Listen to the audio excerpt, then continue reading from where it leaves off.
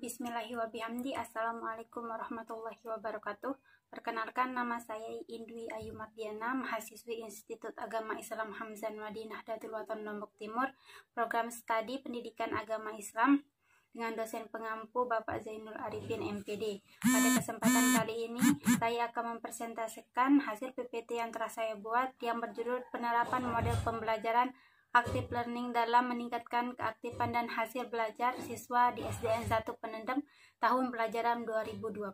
Pada PPT ini saya akan menjelaskan sub-sub pembahasan, di mana sub pembahasan terdiri dari 7 sub yang telah diringkas sesingkat mungkin. Dengan sub pertama adalah latar belakang masalah, yang kedua identifikasi masalah, yang ketiga fokus penelitian, yang keempat rumusan masalah, yang kelima tujuan penelitian, yang keenam manfaat penelitian, dan yang terakhir adalah definisi operasional. Pada sub pertama ini saya akan menjelaskan latar belakang penelitian, di mana pada latar belakang pertama adalah meningkatkan mutu pendidikan dan hasil belajar siswa, di mana dengan menerapkan model pembelajaran active learning diharapkan mutu pendidikan akan semakin meningkat. Dengan meningkatnya mutu pendidikan, maka akan berdampak pula pada hasil belajar peserta didik. Yang kedua adalah meningkatkan keprofesionalisme pendidik, di mana keprofesionalisme pendidik ini adalah hal yang wajib dimiliki atau harus dimiliki oleh seorang pendidik.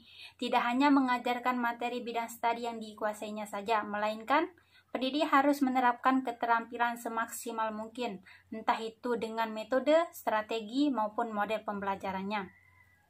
Yang ketiga adalah meningkatkan keaktifan dan kemandirian peserta didik, di mana dengan menerapkan model pembelajaran active learning diharapkan keaktifan siswa atau akan semakin meningkat, karena pada model pembelajaran ini akan difokuskan pada para peserta didik.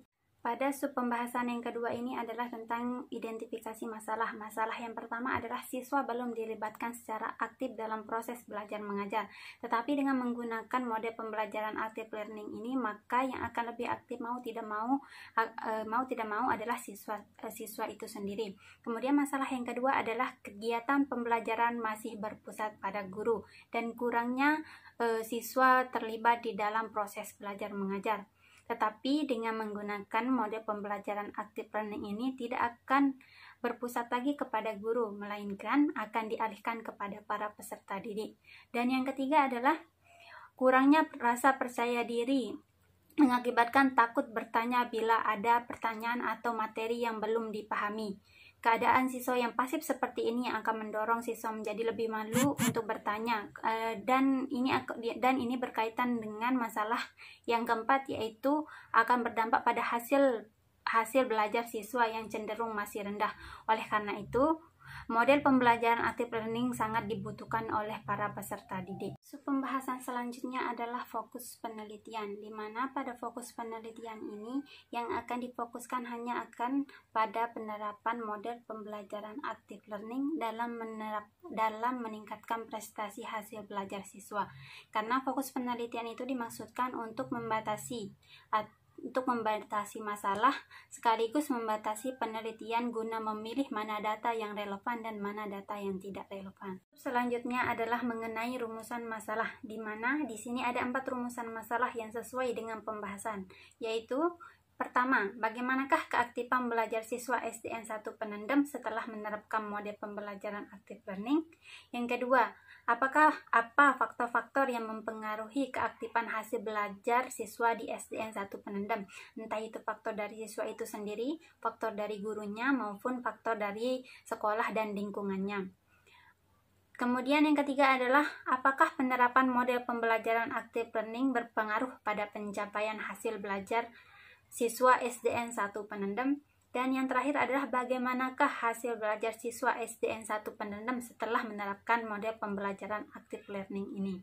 Sub selanjutnya adalah tujuan penelitian, di mana pada tujuan penelitian ini akan mengarahkan peneliti kemana dan di mana arah penelitiannya, sehingga hasil yang didapatkan sesuai dengan rumusan masalah yang sudah dibuat tadi. Adapun tujuan penelitian yang pertama adalah untuk mengetahui bagaimana keaktifan belajar siswa SDN 1 Penendam setelah menerapkan mode pembelajaran active learning. Yang kedua, untuk mengetahui faktor-faktor yang mempengaruhi keaktifan hasil belajar siswa di SDN 1 Penendam.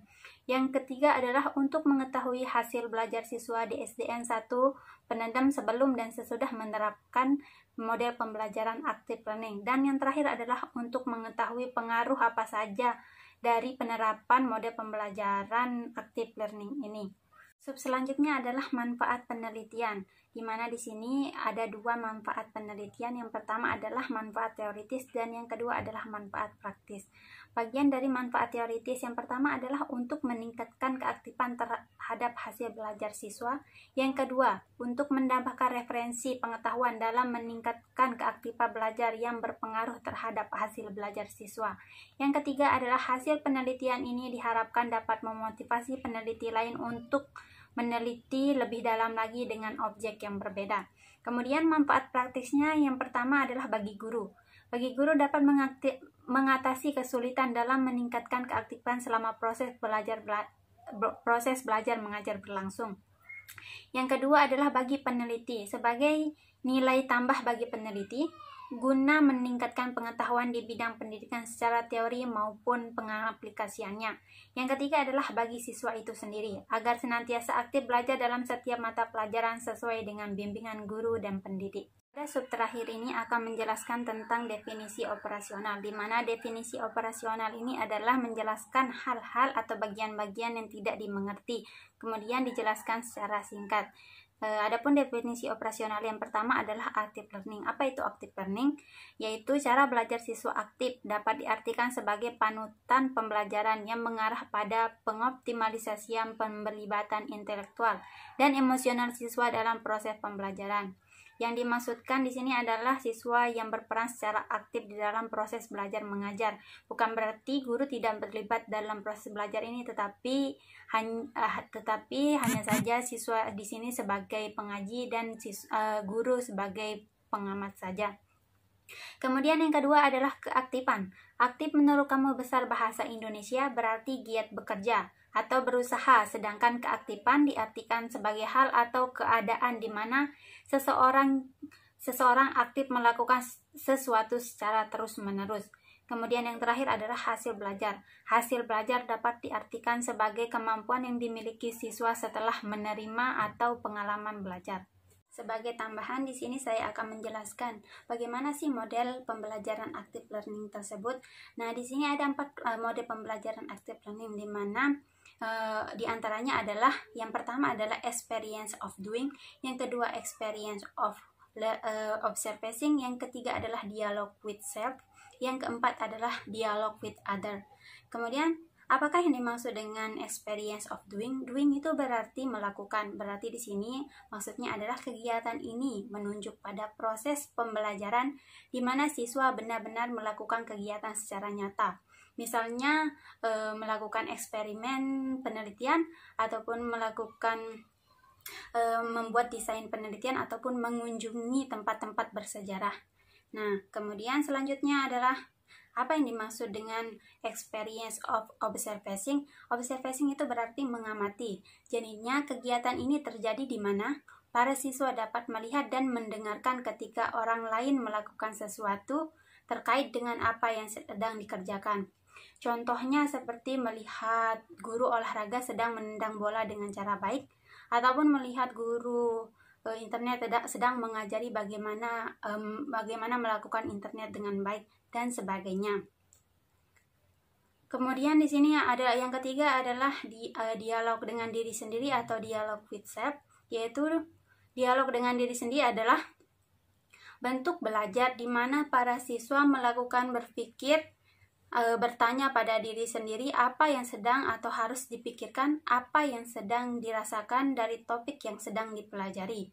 Mereka memikirkan tentang pemikirannya sendiri, tentang dalam cakupan pertanyaan yang lebih luas. Maksudnya di sini adalah siswa disuruh berpikir mandiri atau berpikir kritis sendiri, mempunyai pendapat sendiri dan sebagainya. Kemudian yang terakhir adalah dialog dengan orang lain atau dialog with others. Dalam pembelajaran ini Ketika siswa membaca buku teks atau mendengarkan ceramah, pada dasarnya mereka sedang berdialog dengan orang lain. Sifatnya sangat terbatas karena di dalamnya tidak terjadi timbal balik atau pertukaran pemikiran. Secara tidak langsung, walaupun kita berbicara dengan buku, membaca buku berarti kita sedang berdialog dengan orang lain, bukan diri kita sendiri. Itu saja penyampaian dari saya, semoga bermanfaat dan bisa diterima. Adapun kekurangannya itu datang dari saya dan kelebihannya itu datang dari Allah Subhanahu wa taala.